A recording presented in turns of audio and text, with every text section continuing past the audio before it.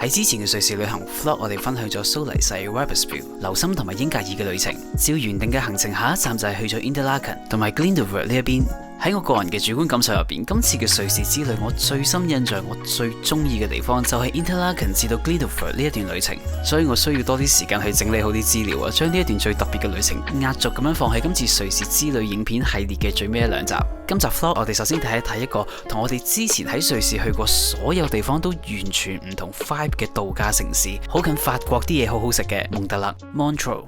影片開始之前，希望大家繼續俾多啲鼓勵啊 ！subscribe 我 channel， 俾個 like 條片，留個言幫手，都有啲 view 數，仲有順手 follow 埋我 IG 啊！繼續我哋第7日嘅瑞士之旅。我哋由 Glyndebourg 翻到嚟 Interlaken，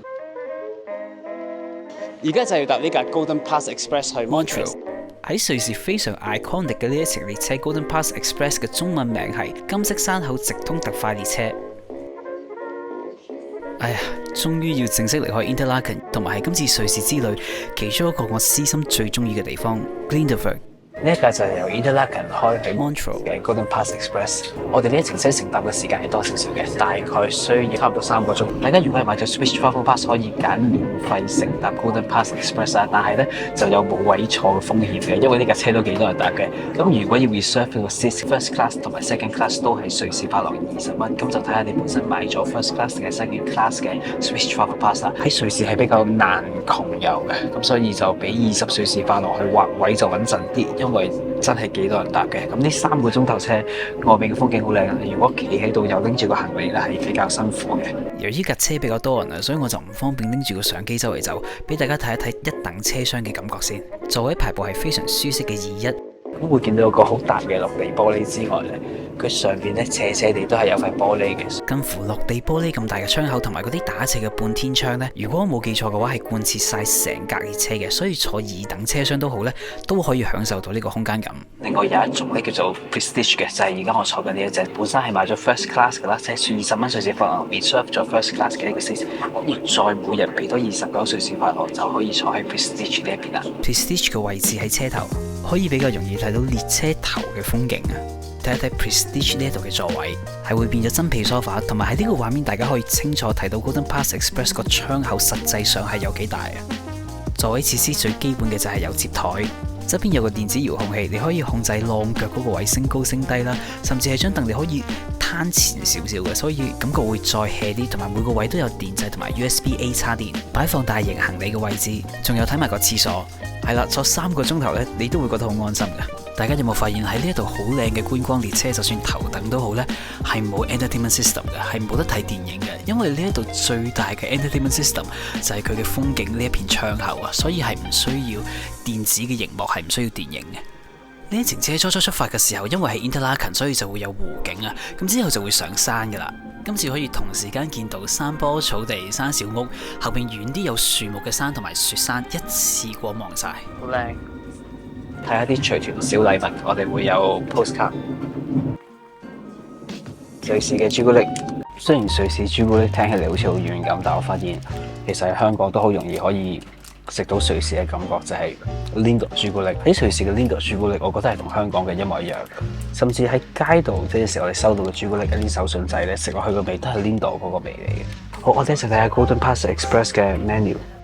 例如一個冇咖啡。我係有問到點解嘅，佢哋話今日係異常地多人 order 餐點啊，喺車上邊每一個人都有嗌嘢飲，所以賣晒咖啡。喺呢個列車係可以嗌一啲高級啲嘅食物嘅，好似呢個魚子醬套餐價錢就大概800幾港幣。我嗌咗個頭盤拼盤啊，由於要坐3個鐘，所以要食啲嘢。佢有 ham、cheese、麵包、牛油同埋有一杯酒。老實講，自己都唔擔保會再有機會搭多次呢架 Golden Pass Express 啊，所以200幾蚊一個 ham 套餐俾佢啦，食啦。早幾日我哋喺瑞士嘅中部、北部咧，係好容易就會見到雪山嘅。當時嘅時間係6月尾，同埋我搭呢一程車嗰一日呢，個天氣係忽然間變熱咗啊！加上個列車係駛去西南邊嘅方向，係會比之前我哋去嘅地方熱少少嘅，所以突然間冇咗雪山景啊，變咗完全綠油油嘅一個狀態。有少少擔心之後嗰2日都會見唔到雪山。我覺得越近南邊咧，就越多一啲深色啲嘅木屋啊！泰國呢一種木屋加埋呢個天氣係令我諗起清邁嘅。同埋同大家報完一下啲資料啊，就係瑞士呢度係冇高鐵嘅，個原因係因為呢度好多山路，同埋好窄，亦都好多彎，所以個列車咧就唔可以開得太快嘅。所以係啦，喺呢度嘅列車咧好多都係觀光咁樣，好靚嘅，好靚嘅靚景，慢慢睇，慢慢食，慢慢飲。由出發開始計大概2個半鐘頭後，我哋會再次見到雪山。我哋已經嚟到瑞士嘅西南，同埋會見到另一片瑞士好 iconic 嘅風景。啊，好靚啊！佢係日內瓦湖。原來嚟到呢邊都係會見到雪山㗎。Your next connections, the train to Beauvais, Lausanne, Geneva, and Mars departure at 12:27 platform 1.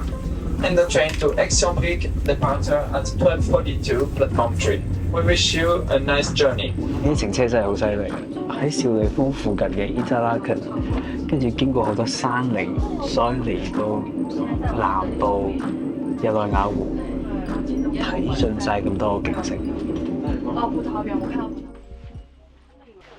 我哋嚟到 Montreux， 不過好似個普通話咁樣。好啦，我哋嘅旅程嚟到瑞士嘅另一邊啊！喺呢一度嘅便利店買一支飲品同埋食個 sandwich 嘅價錢，到底會唔會平過蘇黎世嗰邊呢？答案係唔會嘅。首先同大家簡介下蒙特勒呢個地方，係一個好有度假感覺嘅地方啊！又可以睇到日內瓦湖，可以睇到壯麗嘅阿爾卑斯山山景，又有西洋城堡，有古城。佢另一個別名就係日內瓦湖上面嘅明珠。蒙特勒呢個城市係同音樂好有關係嘅，因為呢一度咧有一個好出名嘅 Jazz Festival。大家唔使緊張，我係行過啫。7月5至20號咧，我係已經離開咗瑞士㗎啦。都有 Queen 嘅 studio 喺度啦，所以咧喺條街度咧都會聽到比之前更多人 busking。就喺蒙特勒站一行落去咧，就會見到日內瓦湖。喺日內瓦湖旁邊咧，有第一個景點樂隊 Queen 主音 Freddie Mercury 嘅銅像。佢除咗生命最後嘅嗰段時光喺瑞士呢度度過之外，樂隊 Queen 嘅最後一張唱片 Made in Heaven 嘅封面都係喺日內瓦湖嘅呢個位嗰度影嘅。就喺 Freddie Mercury 銅像附近有一個完全免費嘅 Queen The Studio Experience 展覽。展覽嘅位置喺個賭場入邊嘅。佢真係展品唔係好多。如果你本身都係有玩開音樂，有聽少少佢哋嘅歌，唔使錢嘅話，佢係100分嘅。而我覺得最得意嗰個位咧，就係佢有台 console 喺度啊。咁我初初就咁望落去咧，我以為成台 console 都係假嘅，但係原來中間有一 set fader 係真嘅。咁佢就將嗰啲 master tape 咧，佢就分咗 track， 你可以自己 mix 嘅，有2首歌。咁因為佢個 monitor 啲聲好好啦，同埋真係佢原裝嘅 master tape， 咁所以可以聽得好清楚佢嗰啲樂器啊，好靚聲嘅嗰個位。Brian May 上面，大家睇下，我哋竟然遇到台灣 Brian May。我哋而家去嘅一個地方叫做 Vevey， 我唔知係咩咁讀。今次喺蒙特勒，我哋會住喺隔離嗰個站叫做 Vevey 或者 Vevey， 中文名係旭偉。呢個地方除咗係講法文之外咧，Bonjour 個 vibe 同我哋之前去過嘅地方都好唔同啊，超唔同，係另一個地方嚟嘅呢度。因為我未去過法國啊，隨團嘅團友就話呢一度個感覺係似法國多啲嘅。透過畫面望一望呢個城市嘅氣氛，你會發現同我哋今次瑞士之旅之前去過嘅所有地方都好唔同嘅。團友話呢一度係似法國多啲嘅。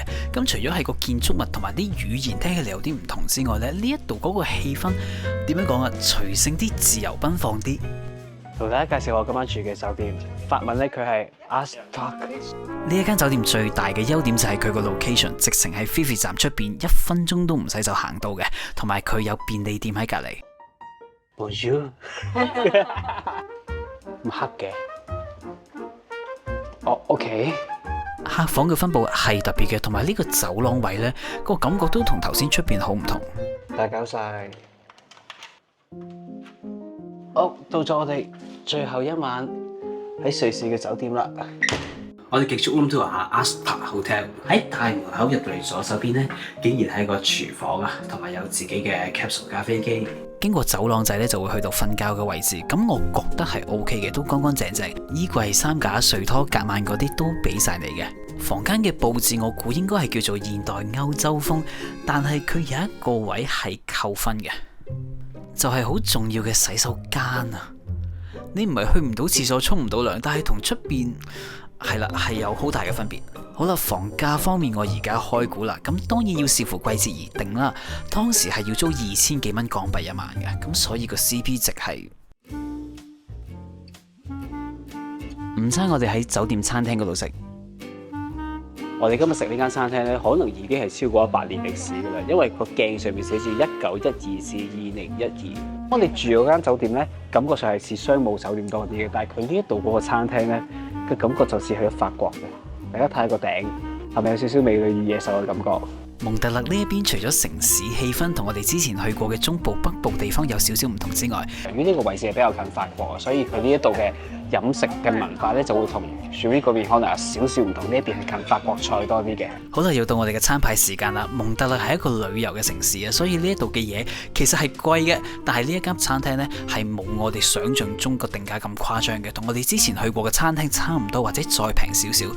會見到意粉或者係 burger 呢一類嘅主食，佢嘅定價係200幾蚊港幣。喺瑞士嚟講呢，喺一間咁靚嘅餐廳入面食，佢係唔算貴嘅。同埋呢一餐睇起嚟，所有嘢都係好好食嘅。今日我哋有維也納豬扒、roasty， 有魚、八爪魚腳。呢個類似係海鮮拼盤。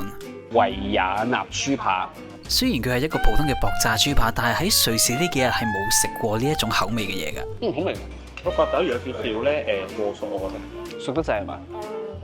但我見一切落去都係好腍嘅，係，但食落去有少少口感。嗰個八爪魚食落去咧，唔似我哋平時食嗰啲八爪魚㗎，係似食豬肉咁樣，有啲肉絲嘅，唔知點解，好奇怪啊！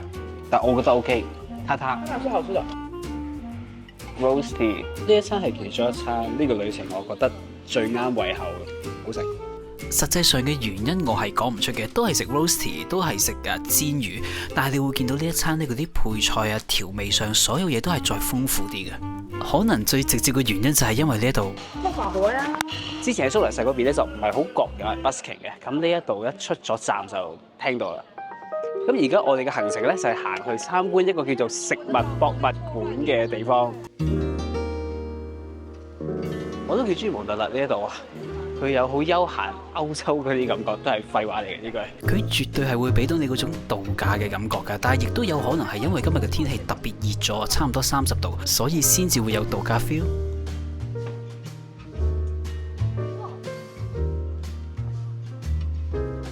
行到去日內瓦湖旁邊啊，藍色嘅。如果大家嚟到 Montreux-Fifi， 即係蒙特勒沃維呢一邊咧，喺日內瓦湖呢一度有一個景點一定要去嘅，佢係喺食物博物館出邊有一支超大嘅叉，靚㗎，加埋係後邊嗰個 V shape 一層層嘅雪山景。由於瑞士係一個內陸國家，係冇海嘅，佢哋用日內瓦湖嘅方法咧，係同用海灘一樣嘅。大家會見到有沙灘遮、沙灘凳喺呢一度，係見到人喺湖邊嗰度玩水游水㗎。我哋去食物博物館嗰度睇一睇，有啲熱。如果你有睇開我啲片，都知道我中意飲咖啡嘅。喺食物博物館嘅2樓，竟然俾我揾到 Nespresso 第一部出嘅 capsule 咖啡機。唔知大家知唔知喺世界各地酒店經常見到嘅 Nespresso 咖啡機，其實係嚟自瑞士嘅。呢部係佢哋喺1986年推出嘅 C100咖啡機。38年後，2024年 Nespresso Virtual Pop Plus 咖啡機喺香港推出啦。有別於 Original 系列 ，Nespresso Virtual 系列咖啡機除咗可以沖煮到意式濃縮咖啡之外，配合全新嘅 capsule， 仲可以沖煮到230、355毫升更大杯嘅咖啡。總共有6種杯量 ，Coffee Capsule 有6種唔同大細，而家有超過30款咖啡風味俾大家選擇。只要放入 Coffee Capsule，Virtual Pop Plus 咖啡機就會自動掃描條碼。例如我而家手上面呢個大粒啲嘅 Auto Capsule， 只要放入去撳一下掣，佢就會自動識得加入適合呢個 capsule 嘅水量去沖煮咖啡。朝早起身想飲大杯啲嘅咖啡，就唔使再落2-3粒 capsules 沖2-3次嘅，而家一下就搞掂。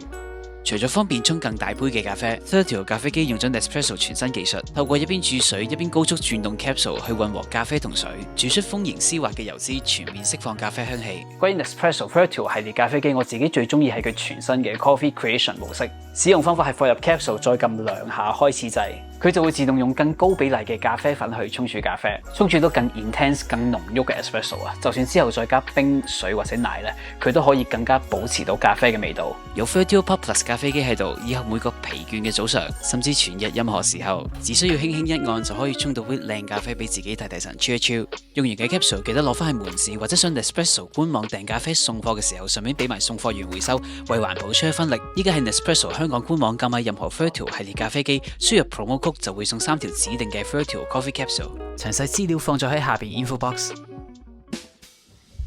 帶大家睇下食物博物館嘅手信，見唔見到啊？呢度有張0蚊嘅瑞士法郎，佢嘅價錢係3蚊，你要用3蚊去買一張0蚊嘅瑞士法郎。但係好得意啊呢件事。至於呢度入場費咧，只要你持有 Swiss Travel Pass 咧，就可以喺度換飛噶啦，唔使錢。喺呢度可以睇到瑞士人由古代至到現代，佢哋係點樣準備食物。我自己覺得對於旅客嚟講，食物博物館呢度最吸引到你嘅應該會係呢一個打卡位啊！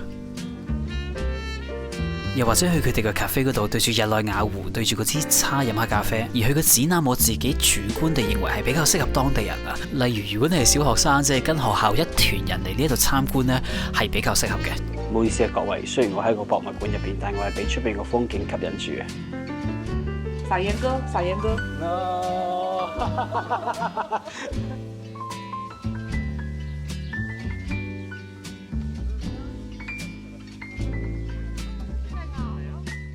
呢一個位應該係有啲似法國嘅。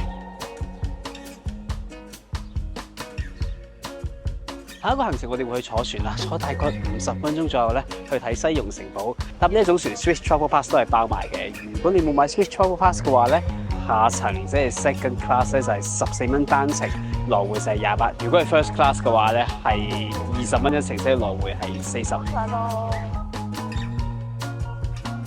估唔到喺呢一度都會見到雪山。最靚係嗰個位，有幾層山咁樣。我哋再睇下呢個遊覽船嘅環境啊！之前我哋坐流心湖嗰隻呢，係明顯重啲冬天嘅感覺嘅，但係呢一隻呢，你會見到係夏日感覺重啲嘅。遊覽船呢度都係有少少餐飲服務嘅，食物方面就係啲小食，有雪糕同埋有 cocktail。咁 cocktail 嘅價錢就係134蚊港幣一杯。Yes， 我哋食雪糕，價錢大概係40港幣一杯。OK 啦，好清新啊 ！Citrix 嘅雪巴。搭遊覽船當然可以睇埋日內瓦湖嘅風景啊！咁但係嗰日嘅天氣麻麻地，所以就睇唔到佢最靚嘅一面。咁相比起早幾日都係天氣麻麻地咁樣睇流心湖嘅風景呢，流心湖嗰邊睇到就再古色古香啲，同埋啲建築物應該係冇咁密集嘅。呢個應該係蒙特勒站啊，大部分乘客都會喺呢一度落船嘅，咁所以終於到我有機會可以鬆一鬆。喺畫面中間湖上邊有一個城堡嘅，佢就係西戎城堡。係嚟到蒙特勒呢一度旅遊呢，應該係要參觀下嘅，有好多故事聽。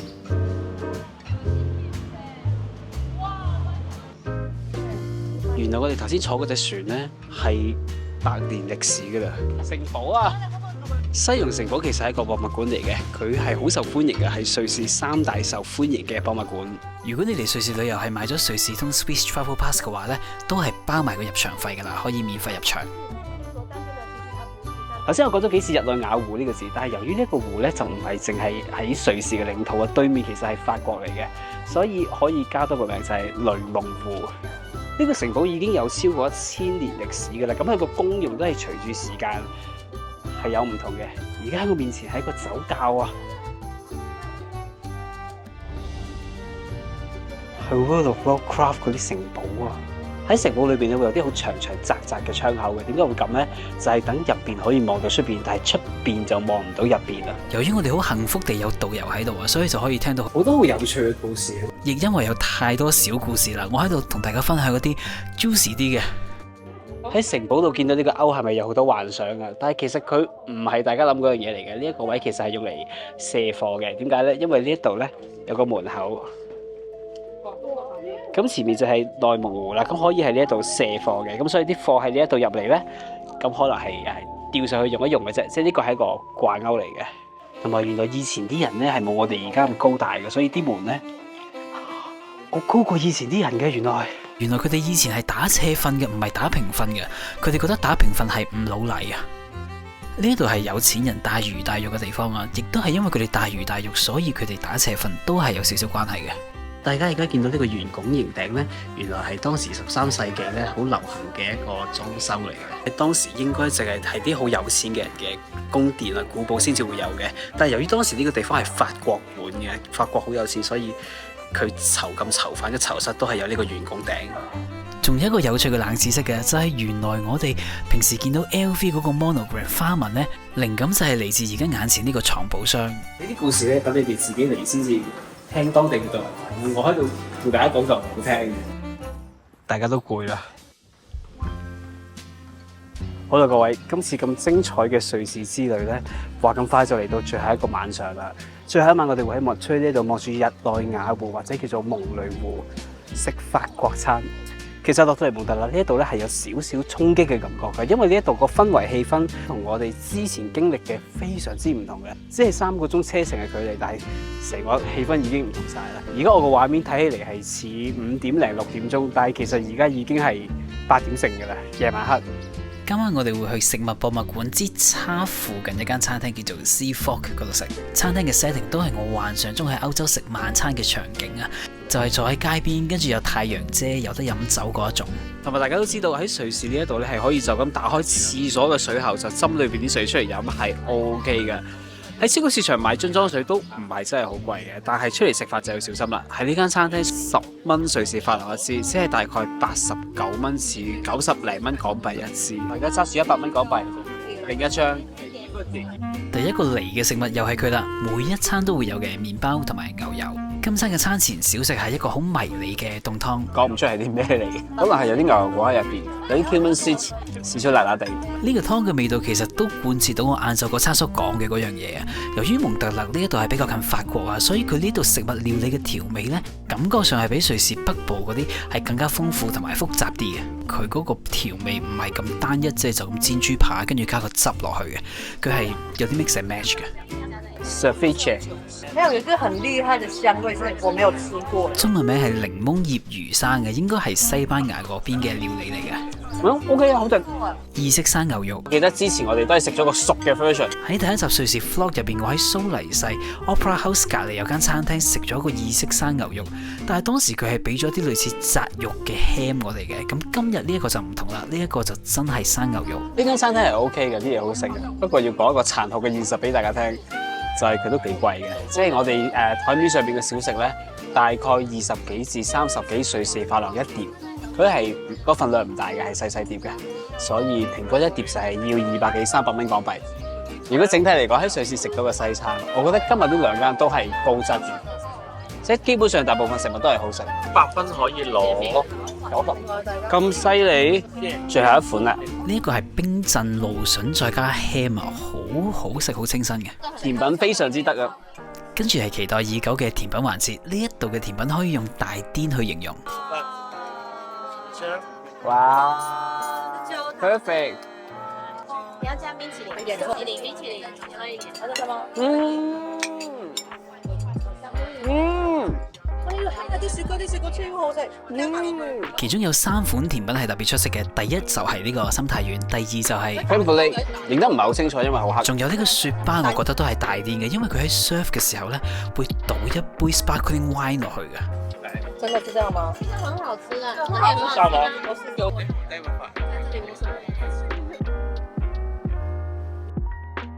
嗰晚仲遇到一件趣事嘅，踢緊歐洲國家杯，咁啱係瑞士對英格蘭，喺非常寧靜嘅日內瓦湖湖邊，突然間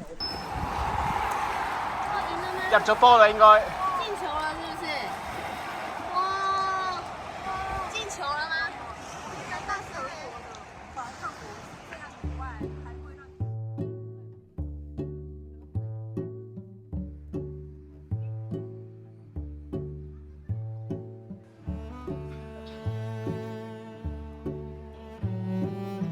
跟住我哋去飲下瑞士釀嘅酒啊，參觀酒莊。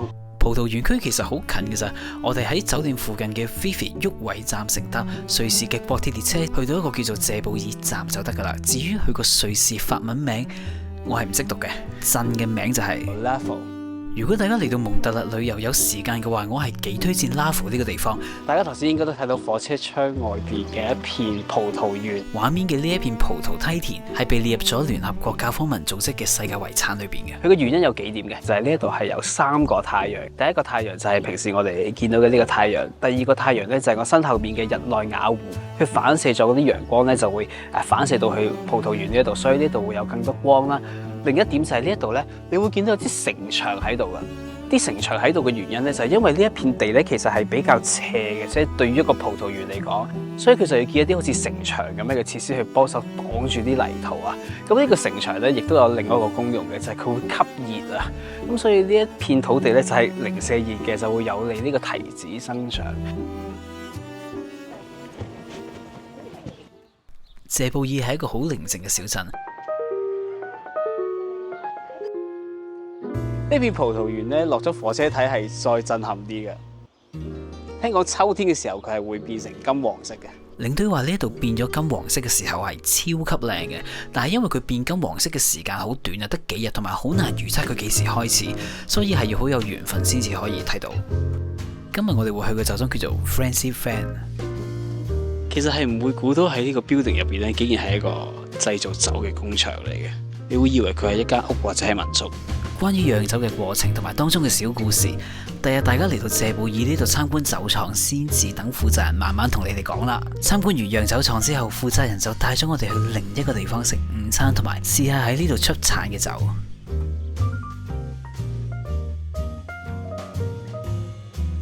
呢個係提子汁啊，嚟自呢一片葡萄園嘅提子汁。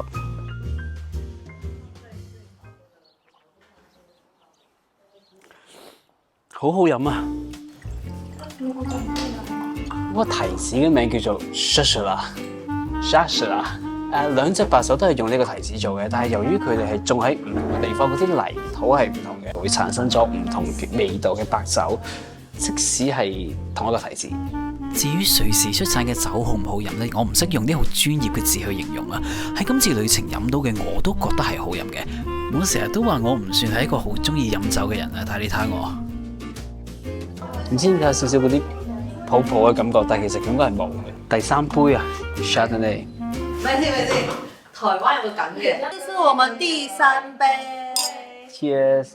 這是台灣嘅梗，因為咧佢哋有個咩，這是我的第一杯咁樣，跟住之後去到後面，這是我第八杯，跟住就睇你之後會變到點。對唔住啊，迪達，因為我有啲攰，同埋飲咗幾杯酒，所以反應唔到。我應該要俾更熱烈嘅回應你至啱㗎。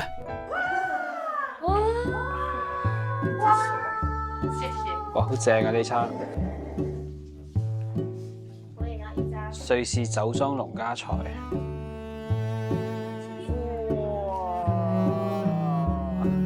超勁啊！呢個 quiche 喺香港係食唔到咁好食嘅呢啲 quiche 啊 cheese pie 真係好好食。你睇起個樣咧，以為佢係燒成個，唔係嘅，係清淡嘅，好好食。個 ham 係好味喎。我哋搭車嗰陣時嗰塊 ham，佢呢個麵包都係同我哋喺餐廳食到，即係送俾你嗰一兜係完全唔同。喺瑞士食咗咁多餐，我自己最排第一係呢間，因為佢個感覺唔係淨係一間餐廳，係似屋企人招待你嘅感覺。因為呢度嘅食物全部都係喺呢個地區附近嘅 bakery 啊，就唔係嚟自一個餐廳，佢係有溫度。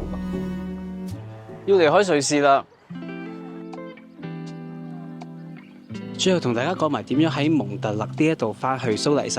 我哋而家首先由蒙特勒呢度咧，先我哋要搭去一個叫做洛桑嘅站先。